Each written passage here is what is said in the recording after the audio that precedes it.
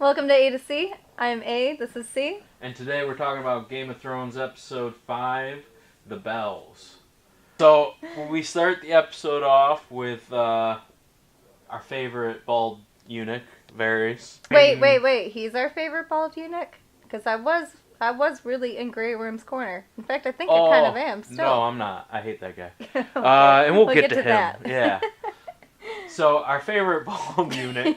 Your favorite bald eunuch. John shows up, he's talking to him, and he's like, you should be king, or whatever he says. Yeah, but you know, John was just like, holy shit, like, everybody already knows. Yeah.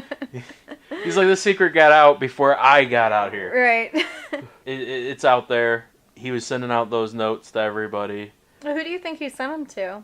I think he pulled a Ned Stark. Send them to everybody. Yeah, but who is everybody at this point? There's okay, so all the houses that are alive, so like 5 people. Sam. Sam got knows. One. Bran got one too. The Dornish people probably got one. Probably. But like, who else is there? But do they? The Iron Isles. Yeah, that's right. The Greyjoys. Yeah, which they don't care. I don't know. They might. I feel like they don't care who's entitled to the throne. They just swore want to their Dany. Own stuff. So everybody that can do anything knows. But the Knights of the Vale, they know. Everybody knows. It's the whole north. Oh, the Vale. That's true. Yeah. Yeah, the Vale is where a bulk of their military is. Right. House Glover. House Glover. They know. Yes, they know. They're gonna come to the rescue. Put John on the throne. Yeah, they're gonna be They're like 2,000 men that are dragon fire resistant. Yeah, that's all it takes is House Glover. Yeah. House Glover for the throne. Yeah. And then Tyrion snitches on him. Yes, he does. And that crazy Mad Queen scene where she looks so sick. It's kind of like her father. He kind of stopped taking care of himself and looked all crazy and stuff like that. Yeah. And in that moment, she kind of looks that way too. Yeah, she looked full Mad Queen. Yeah. It was cool. Kind of hot.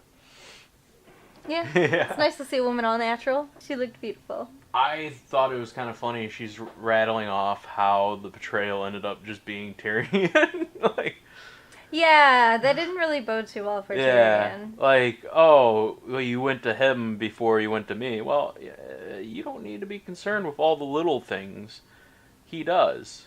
So, and if he found out before Tyrion told him, Tyrion wouldn't have any control over advising him or anything like that. So I think Tyrion told him so that way he could be like, listen, this is it. This is what's going on.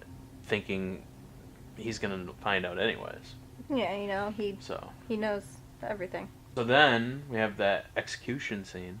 Yeah, where she very calmly says Dracarys. Yeah, like nothing, no emotion, nothing at all. Like she's straight up insane, and I've seen it in other seasons when she's done the to her enemies, Dracarys, and burns everybody, and to see that same effect towards somebody that we someone that's been faithful to her.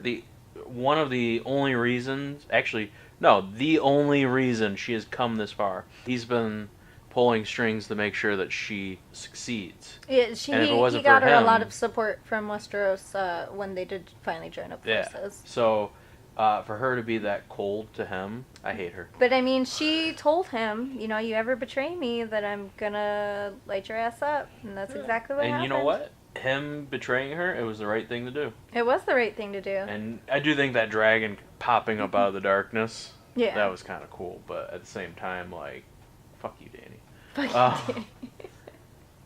And then we have Tyrion getting threatened because Jaime went to go see Cersei and got caught. Well, no, she threatened him because he told Varys. He told Varys, and he said it was a mistake, and she said the next mistake you make. No, she brought up Jaime first and said the next time you make a mistake is your last. She's judging him for other people's actions. But I mean, she's been strangely tough on him since always. Because he's a good leader. He's a better leader than she is.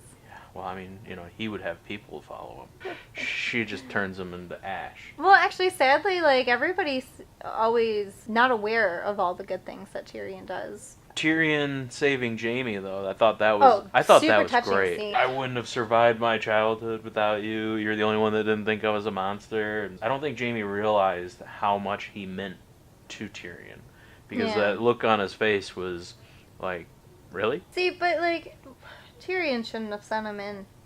He should have been like, go back to Winterfell.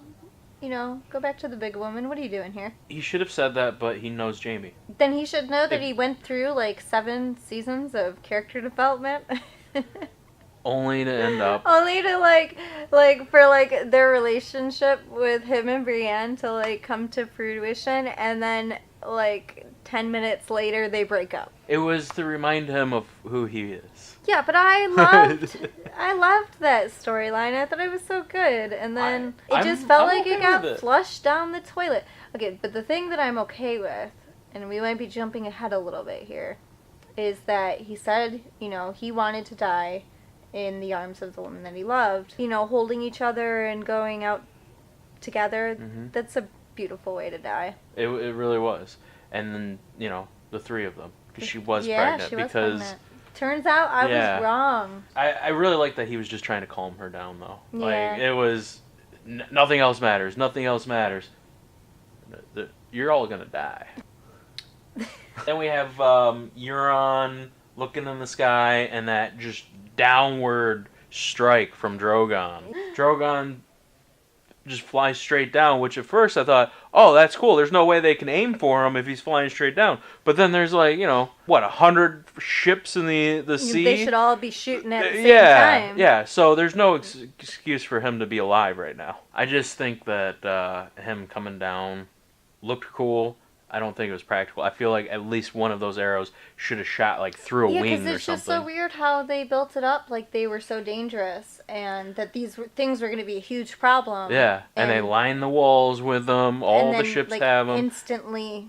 Nothing. I did like, though, that when she was destroying the wall, like the city wall, and just hammering these things down, that at first everyone's trying to load them up, and eventually you just see, like, in the distance, there's nobody manning these. Yeah, no. They're like, no. These are targets. Yeah, it's not working. Yeah. And then that wall just bursts open. Knocks out all of the Golden Company. Which was, again, built up to be so huge and awesome, and they were useless. Yes, like, it really seemed like Cersei had leveled the playing field, and then it was just a total steamroll. It really was. Yeah, and they just rode right over them. Yeah, it was great. They broke in there, and essentially, like, that's when they got to that one corridor where they're like, oh, everybody stopped, and the Lannisters are just sitting there like, we're just we don't want to do this anymore. What do we do? You know, and then okay, they surrender. Start dropping their swords. Dany lands the dragon. First, I thought when she landed that dragon, she was going to blow them all up, and I was like, yeah, and I was like, oh, don't do it. And he's just roaring. I'm like, oh, thank God. Okay, whew. All right. And then, you know, the bells actually start ringing and trigger her. No, because they were saying that it was seeing the Red Keep. And you know what she waited until the end to destroy?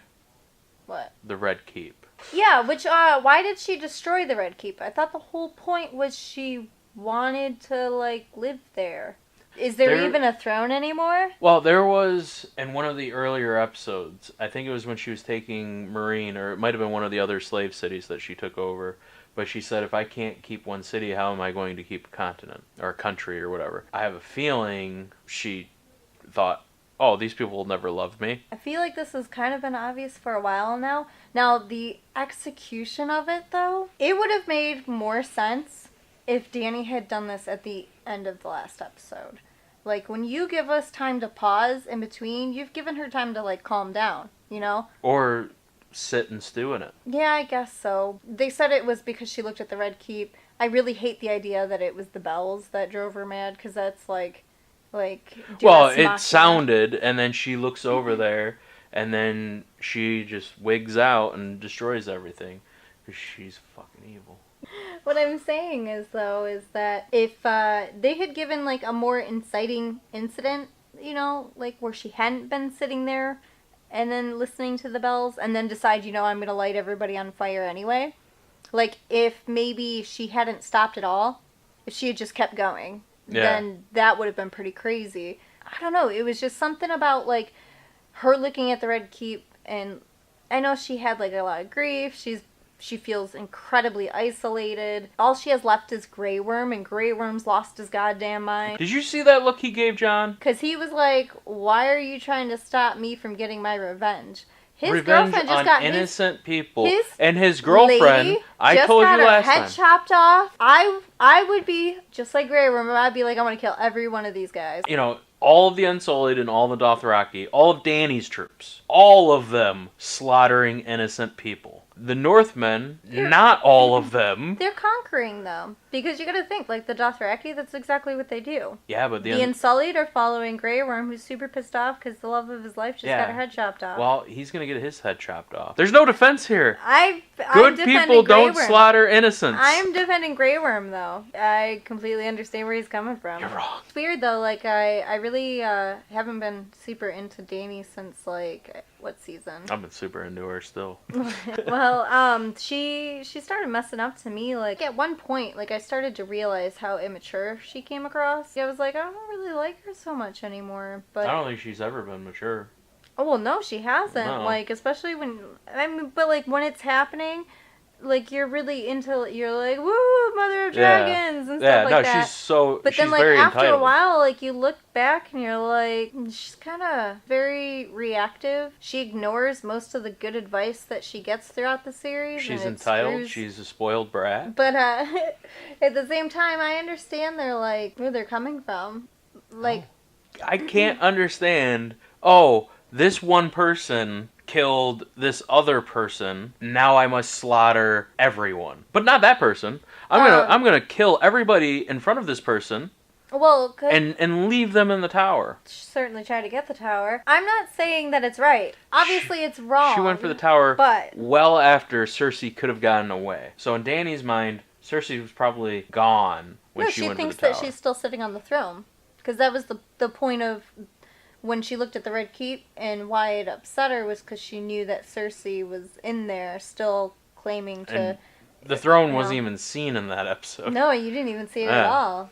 Arya and the Hound. Aww. The best friendship of all time. Yeah, it is pretty nice. I like that one woman and her daughter were trying to get through the doors, and then the Hound kind of shoved them aside, and then they got locked out. Oh, yeah. And then Arya ended up with her anyways. Right. I was surprised that they kept showing up throughout the episode. I was like, oh, they might, like, actually play something there, but I think that they just kept showing them so that you'd, like, give a crap about them when they finally got it. Yeah. When they got into the Red Keep, wherever that map room is, he gives her that little speech of, do you want to end up like me? Well, she was looking up and she was like, no, I don't want to be like that. Yeah, I don't want to look like that. I don't want scars all over my face. No, because she called him, what did she call him?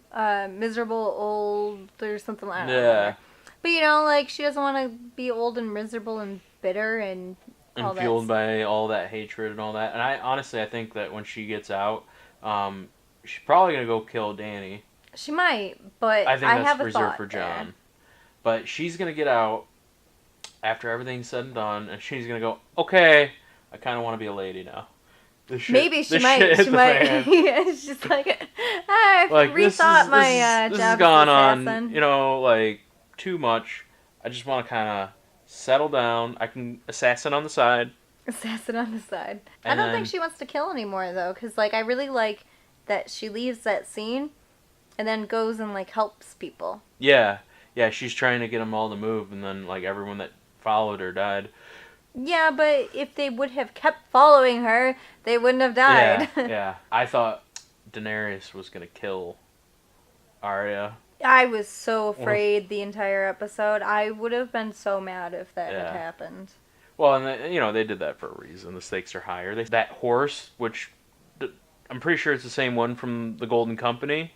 It is? Yeah. How? I thought it was supposed to be like a random horse that it was supposed to kind of be a parallel to when the horse showed up for Dany. I thought it was like main guy's horse, and I was like, he's dead. Toasted. Well, I hope his horse got away. Yeah, by the way, Danny's a horse that masquerade. random, like, shot of, like, a horse being really injured, like, why did we have to linger on that? I didn't like that. For funsies. No, it's Game of Thrones just knows I hate animal pain. Well, put them out of their misery. Light them with dragon fire. Poor horse. No, I thought it was great that she got out, like, on the horse. I thought that was kind of cool. Like, that scene was beautiful, too. Yeah, the cinematography for this episode, wow. And also, it was bright, so you got to see everything. Thank God. Unlike the last battle. The best battle of this battle, Clegane Bowl. Yeah, overhyped. What? Okay, so, I mean, like, yeah, it was super cool. Like, everybody's wanted to see this or whatever. But I would have preferred if the Hound was like, I'm going to take my own advice and go with you, Arya. Let's just... That's not who he is. Go back to Winterfell. He's a grumpy old man. He spent his entire life chasing after the mountain. And then when he got his ass kicked down the steps... And first of all, why is he trying to fight the mountain on steps? Hasn't he seen Star Wars? That's where he found him. The high ground? Yeah, the high ground. Well...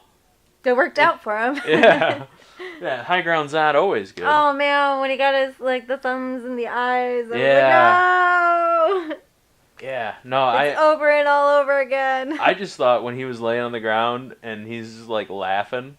Yeah. And I was like, this guy's going, oh shit, I should have took my own advice. Yeah, like I should have left. Like, this isn't my brother. My brother's dead. No, but I mean, like, I know that it was, like, wondered if there was any of the mountain left. And you could tell, yeah. Yeah, there is, yeah. And he killed Qyburn, thank God, your favorite little creep. I miss him already. He was a nice, an interesting swift death. character. Yeah, like I obey your quick. Really shocking, too, like... I mean, gruesome. Shocking. Yeah. I thought that fight was pretty good. And then when, like you said, he was popping the eyes out, and he still had one eye, like, at least. Oh, yeah. But, I mean, it was... And then... It didn't look in good shape. No. And at that point, it didn't matter. Like, just... It was enough for him to see... Jump through the wall, like, you'll hit the ground, you won't even feel the fire, you'll be dead, you know, like... Yeah. You just got your eyes gouged out, you might as well. He had to, because he knew what was on the other side of that wall was a lake of fire. So he's facing his fear. So he got his revenge, and I'm glad of that. I still think it's really sad that he had to die by fire. Yeah, but I mean, maybe he died on his way down, heart attack. I don't know, maybe like the Lord of Light was like, don't worry, I'll protect you. That'd be so cool if he showed up the next episode. The Hound gets up, and now he's got an eye patch, he's Beric. When he originally got his eye poked out, I was like, oh, he's going to wear an eye patch like Barry. Oh, never mind. He's dead. Yeah. There he goes. Oh. No, I really enjoyed Clegane Bowl. I thought it was done very well, considering the hype, because no way it would ever match the hype. Yeah, it could never, ever hit that. Yeah. But I don't know. I feel like he should have just left the Hound behind and been Sandor Clegane. Yeah. But I suppose, after killing the dead, he didn't really have anything else to do. I do like that Arya called him Sandor. Yes, I did like that. Oh. This is when it's real. So we already talked about Jaime and Cersei, but the whole Jaime and Euron part... Stupid. It was very stupid. They should have just killed Euron right off in the beginning. Like, who cares about Euron? No, what should have happened is he should have showed up and said his stupid line about, oh, you kill me, you get another king under your belt or whatever, and then I fucked the queen, and then Jaime go, you did what? Backhand him with the gold hand, and then kill him. Like, it should have been Jaime kill him like nothing. That I would have been really happy with that. Yeah. Like, the whole fight, I kept, like, yelling, like, hit him with your hand! And then him going... I'm the man that killed Jaime Lannister. No, Drogon robbed you of that. Yeah. He dropped a fucking castle on him. So... Yeah, you didn't really have anything to do with that. It was a really dumb scene, and I really don't like Euron. I thought Euron was stupid in this. Yeah, I don't like that we wasted any moment on that when we could have used that precious time to, like, I don't know, maybe give Dany a reason to snap. Yeah. Yeah, a reason for her to snap. Maybe show some reactions from Jon and Tyrion. Yeah. Because I want to see what Sir Davos thinks of this all. Yeah, I want to know where he's at. You know, was he? No, he was with Sir Davos Jon. Yeah. for the throne. Sir Davos for the throne. I don't think he was with Jon. He's not really a fighter though, so like, why would he be running in with Jon in the front lines? Maybe he stayed back with Tyrion, but I didn't see him with Tyrion, so.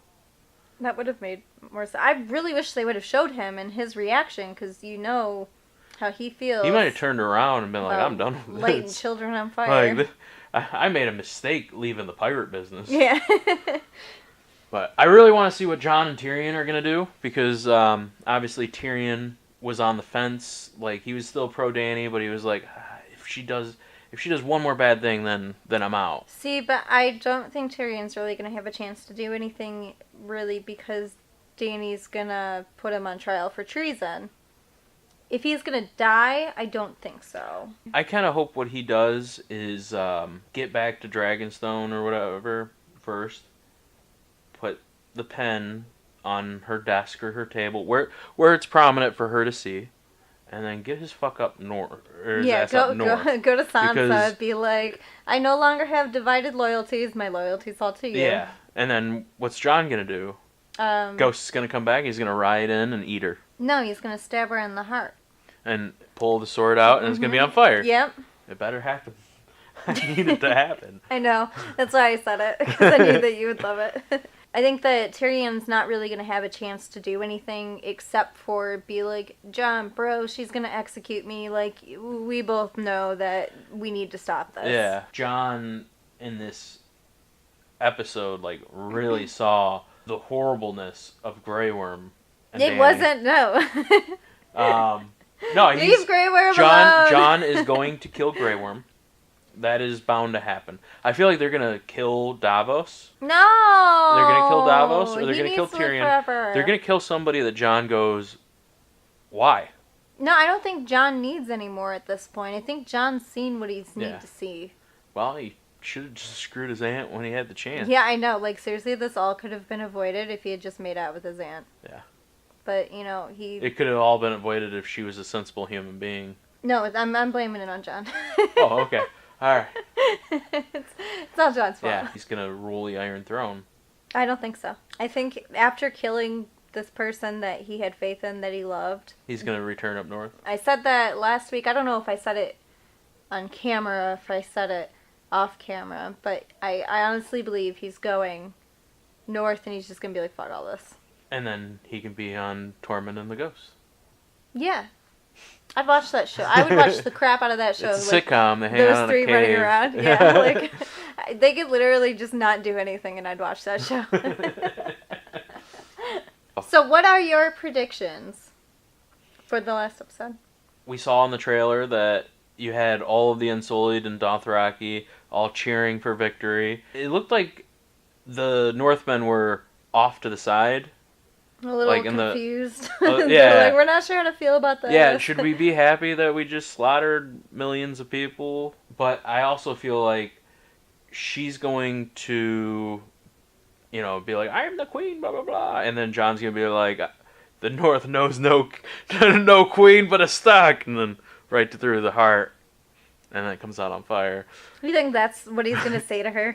Maybe, I don't know. But I feel like he's going to get burned, or, you know, like they're going to try to burn him, and he's going to stand there and be like... That'd be pretty sweet if they did put that in the final episode. I mean, like, but after the way that this episode went down, there's, like, so many, like, theories of things like that. Like, we didn't get anybody killing Cersei, you know? Like... Yeah. Like, so... They're literally just doing things to screw with us now.